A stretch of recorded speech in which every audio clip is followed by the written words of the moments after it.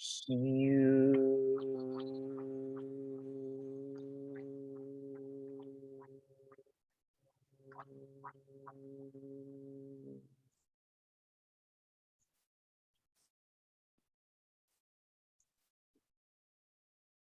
the 5th of the 6th month of 1436, thinking about the excerpts, the Eck Dream 2 Discourses CD. The listing for the recordings and Mahanta transcripts that are of the greater context of the audio recordings for the excerpts for the Eck Dream 2 Discourses is found on pages 305 to 307 of the Eck Dream 2 Discourses by Harold Klemp. As diluted and prepared as Harold Klemp's talks are, I wonder if he is like one of these fiction writers that is more of the face of a book series that may just be in charge of the process and puts forward a lot of the ideas, the general ideas and framework. Like those who consider Harold Klemp to be a prophet should probably spend more time listening to their grandparents' experiences and views on spiritual subjects. Unless old age has resulted in serious mental or vocal problems, it would probably be more enriching for you. As with the discourses and other Eckankar material, I would hope to convey to you about these in a way that would be more informing and more enjoyable than the average person would find the Eckankar program. I would hope that through each of these response works that I will successfully encourage good, raise consciousness, discourage evil, and dispel ignorance in someone who reads or hears what I have to say.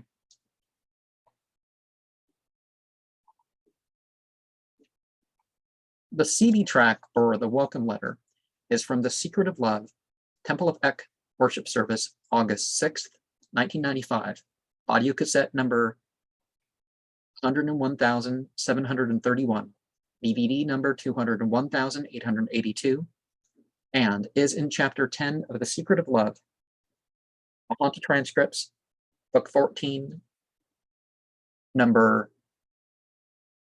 011333. And I've done a video on 333 symbolism, so I don't need to get to any of that here, but this segment in it, complete jumble of themes can be shown to represent the disorganized schizophrenia that Harold Klemp was diagnosed with after years in Eckankar. 3 valid teachings within this clip are that every bit of life counts. Truth is not always pleasing, and people can't always tell a fraud. It opens by mentioning how he was holding a stranger by the river, a poetic book on the secret knowledge of God by Paul Twitchell. He doesn't tell where the quote is from in the book. He jokes about how people wondered if he was going to read the whole book. Harold Klemp used to give multiple talks per seminar. Longer talks appear at more seminars and lead worship services. It was only a few years after the Eckankar corporate board voted him as the sole living Eckmaster in Mahanta in August of 1983 that Harold Klemp stopped traveling around and giving more than one speech at the seminars that were then down to 2 a year. This was the very reason they voted out Darwin Gross, who increased the membership and profits to an extent that has not been matched since Darwin Gross was forced to not act on behalf of Eckankar or use their specific terms, aside from actual words from other languages that were pronounced correctly, by a court case in Portland, Oregon. It was very interesting reading about that. What was 1995 court case?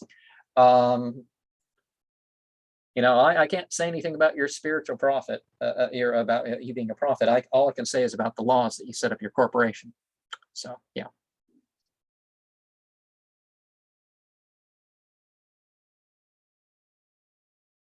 Harold Klemp even had to do a seminar by video feed at a time when Darwin Gross could travel to appear on the John Enkerberg show. And if anybody knows of where to find the clip where Harold Klemp's on that show, I want to see it. I have not been able to find that. Did the corporation make the wrong decision in voting out Darwin Gross? Would they have fallen in popularity with or without Darwin Gross in a higher position than the other living Eckmaster?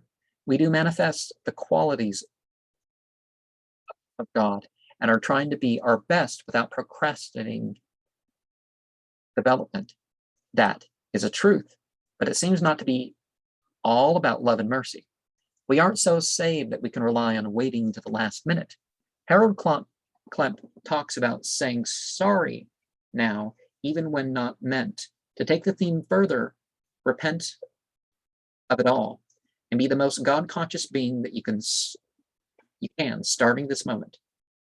The audio for lesson 1 is from The Eternal Dreamer, part 2, from The Eternal Dreamer, parts 1 and 2, 1988 ECK Creative Arts Festival audio cassette, about 101,301 is the number, and is in chapter 12 of The Eternal Dreamer, Mahanta Transcripts, book 7, number 011263.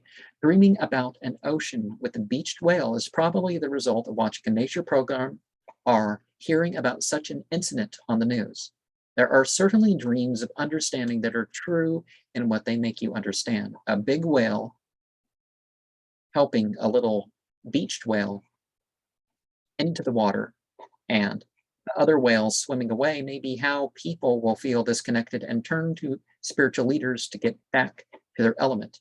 This is done to an extent that chases others away or is seen too troublesome to approach.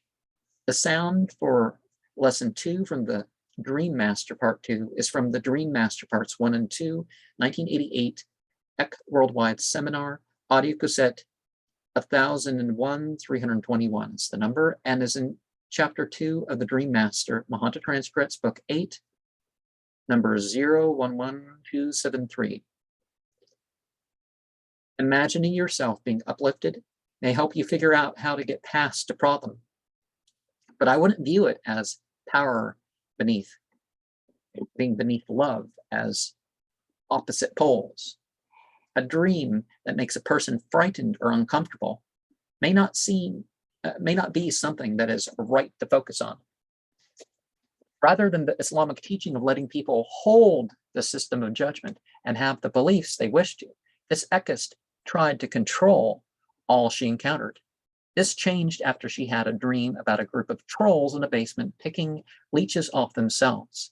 A second group came in, and the first group tried to convince them to beware of the leeches. The second group left and went into the light. If the second group represents living, ignoring the pitfalls of life, wouldn't the trolls represent realism? While the second group represents extreme idealism? Her and the trolls were not forcing their worries on others, but it likely shows that too many warnings may chase people away. That is why I feel it is very important to do more than condemn and accept that some ignorance and evil is the choice of others. The talking for lesson 3 is from the Eternal Dreamer, part 2, from the Eternal Dreamer, parts 1 and 2, 1988, ECK Creative Arts Festival audio cassette 101,301, and is in chapter 12 of the Eternal Dreamer, Mahanta Transcripts, book 7, number 011263. I would think it'd be easier to get in the habit of writing a little about your dreams and experiences. Writing a little about your dreams and experiences, or this done in a few lines per day. A waking dream is said to be when a person learns by action. Golden-tongued wisdom is said to be when one learns a special spiritual lesson from speech. Trying to hold a thought in the highest view while focusing on the crown of the head was the technique the dreamer used from something he read. Science does show that active contemplation or controlled focus is better for mental and other abilities than is the stereotypical meditation of trying to rid yourself of thoughts and impulses.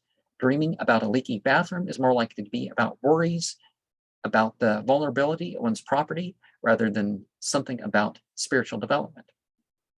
The speech for lesson 4 is from Thanks for the Help and Love 2001 X Summer Festival CD 101,972, DVD 202,212. People may belong in a state of consciousness that they are not comfortable in. A satsang class in Eckankar means one to study one of the Discourse series or one of the other Ek books for members. Some groups are member-only groups around the books available to non-members. After a person went to their first satsang class, they dreamt what can be seen as a projection of the biblical saying, "In my house are many mansions." After that dream of people going forth individually or in groups to come back and share after exploration taught, he was better at listening to people in the group. We do have something to learn from gathering views and experiences on the same. Eckankar would work a lot better without laws of secrecy that went beyond initiations and other such obvious secrets. The sermon for lesson 5 is from the Golden Seed, Relaxed in the Arms of Ek, 1933, Ek European Seminar audio cassette, number 101,621, and is in chapter 13 of How the Inner Master Works. Mahanta Transcripts, book 12, 011313. That's the number. Why must people seek the reason for being born into a particular family? Why, must that be sought in a past life? Why does it seem like every reincarnation group has some titanic or such well-known story to account for their fears? Instinct and genetics account for certain groups of fears and how severe they are. Everyone does play into different situations of actions that are causes and effects, but that shouldn't have to mean this moralistic idea of karma that treats people as spiritually unequal from birth. Projecting an answer may alleviate a fear in some, but ultimately it places a lot of blame on people for things they had no control or even memory of. In cause, effect, and action. If cause, effect, and action is really what karma is, why would a person go to the unnecessary level of believing in some lords of karma to explain it? Accepting the difficulties in life is important, but blaming everyone for everything that happens to them seldom works. Being caught in a tide that took a person over rocks would bring fear in almost anyone. Sometimes the trauma creates a fear in someone that they don't know what it was like before the trauma. The world has a lot of people with learned patterns of thoughts and feelings that live like they were born that way, but they weren't always with those desires or interpretations. The speech for lesson 6 is from Inside a Circle of Friends, 1999 Ek Summer Festival audio cassette. 101,891 is the number. DVD number 202,132, and is in chapter 13 of How to Survive Spiritually in Our Times. Mahanta Transcripts, book 16, number 011353. Imagine yourself erasing troubles off a blackboard was an imaginative technique Ray Kroc, the founder of McDonald's, came up with. He came up with a spiritual exercise when he had a lot of health problems and was starting up McDonald's. Harold Klemp adapted it to be imagining yourself writing or drawing your goals with crayon. Either one is something most people can come up with. The oration for lesson 7 is from Steps, Soul Travel, from the Common Language of Ek, Steps to Soul Travel, Mahanta at the Door, 1985, International Youth Conference. Audio cassette, 1,151, and is in chapter 10 of the Golden Hearts, Mahanta Transcripts, book 4, number 011233. Here Harold Klemp tells you that soul travel is not travel at all. It is just focusing or experiencing as in a different place. Shifting consciousness in accordance with the will is like Aleister Crowley's definition of magic. It would comfort some people to let them know that they really are not going anywhere. Eckankar teaches here that soul travel is restricted to the physical plane, and psychic, astral, causal, mental, and etheric plane are lower worlds. The fourth lesson of the Ek-1 Dream Discourses teaches that the higher realms are visited in soul travel. With such contradictions, how can we trust their interpretation of such experiences as being of a time and place that already exists? Soul travel is probably just as described a projection of the soul body through time and space. Soul travel is also described as the expansion of the consciousness that is more about how you look at the greater context of a situation rather than a mystical state. What I heard for Lesson 8 is from The Road to Spiritual Freedom, 2002, ECK Worldwide Seminar, audio cassette, 102,121, DVD number 202,252. Harold Klemp tries to jumble together a creation myth, focus on creation being about souls descending to gain experience and descending to the lowly forms. To be lifted out of states of ignorance, this myth credits Ek masters as teaching humans things instead of themselves and needing occasional correction from God's messengers. Even in modern times, people usually do not identify solely with the body. It is one thing when Islam and other prophets of God-based paths call this the closest realm or the lowest world, but to say that this world is fallen from the start and matter is inherently unspiritual is not productive for most people. In Al-Quran 30,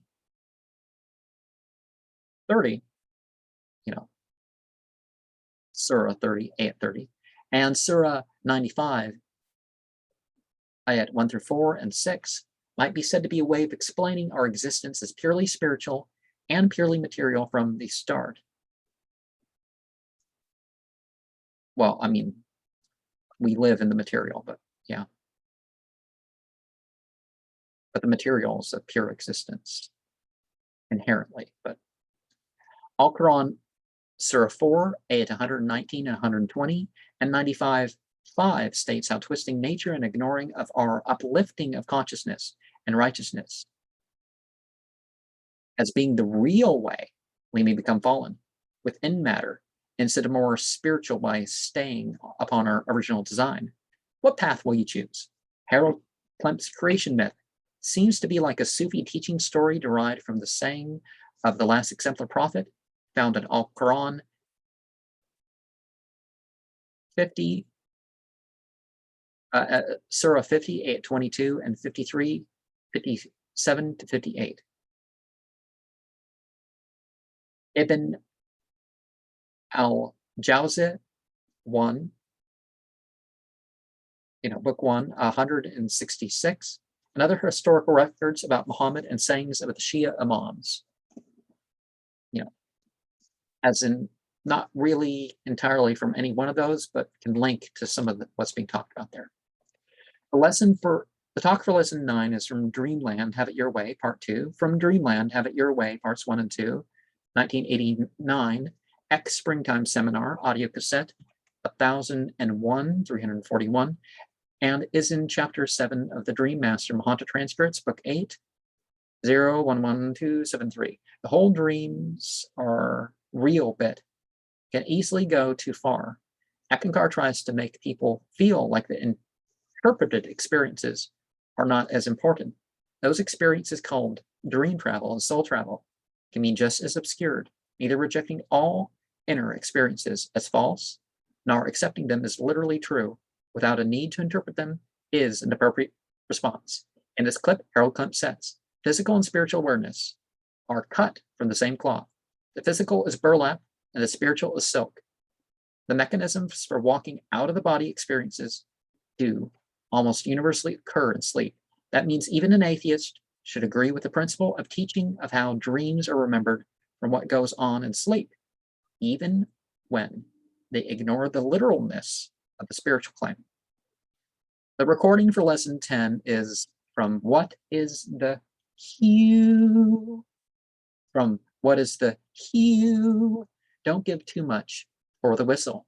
1987 ECK European Seminar, audio cassette, 101,261, and is in chapter 14 of Unlocking the Puzzle Block, Mahant Transcripts, book 6. And that book is known as 011253. Self-mastery is what you should prepare yourself for and is something you can only really do yourself. We should keep making steps. Dreams, soul travel, and light and sound are the steps here. Instead of the usual Eckist goal of being a partner with God, he shares about the more realistic goal of being a co-worker with the Mahanta. Is that a goal you should really want? Now will affect the future.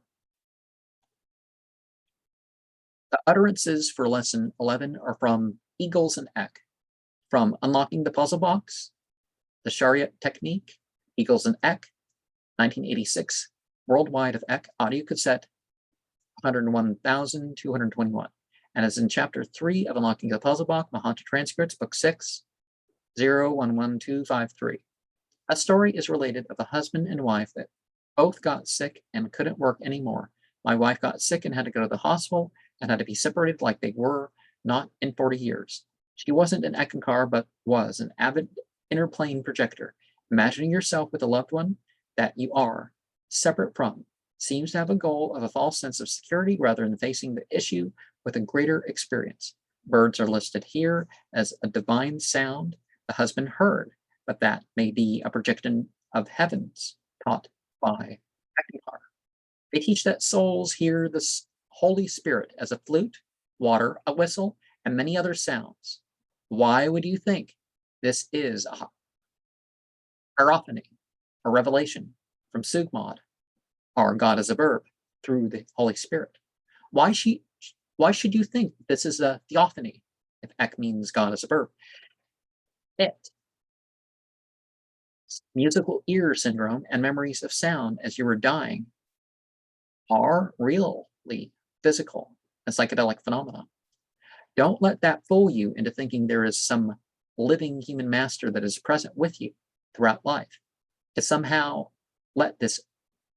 you somehow let this being that is or was in human body in, are vivacious, one of them, some familiar spirit that's acting on behalf of, maybe. Unusual experiences can certainly be the means for an epiphany of truth, or how you are struck with a profound understanding of knowledge. As sudden as such things are, I would definitely say that it can be a choice whether or not that is what it will be. The segment for lesson 12 is from the first year of the Chariot, from It Matters to This Starfish, Charlie and the Moon, the first year of the Chariot, 1987, Worldwide of Eck, audio cassette, 101,271, and is in chapter 3 of The Eternal Dreamer, Mahanta Transcripts, book 7, 011263. People dreaming about a person teaching someone something doesn't always mean that they actually did teach them something. The true lesson of this dream would probably be to see that physical and mental disabilities do not ultimately limit a person spiritually. I would not see this in terms of I would not see this in terms of pure experience. I would not see this in pure experiential terms, though. The lesson for what's next letter is from What's It All About? 2000 Eck Springtime Seminar, audio cassette, 101,921, DVD, 202,162. Well, I mean, that's got to be some sort of code. There's nowhere near that number, but is in chapter 16 of How to Strive Spiritually in Our Times. Mahanta Transcripts, book 16, number 011353. Harold Klemp quotes Stranger by the River by Paul Twitchell, chapter 34, The Riddle of God. Harold Klemp wants to leave the listener in doubt of their own knowledge of God and other matters. A parable of a wise man who withheld an answer when he didn't know was an example of not giving baseless responses. This is the truest law of silence. Harold Klemp chose to focus on how the young man sought to trick the man about if a bird they held was living or not, by making a decision to make it seem like the opposite is true either way. I would avoid bouncing the idea that we are in control of our lives off the example of the deceitful. We are a sum of what we were, are, and will be. They all connect. What do you really see as a path to the spiritual freedom?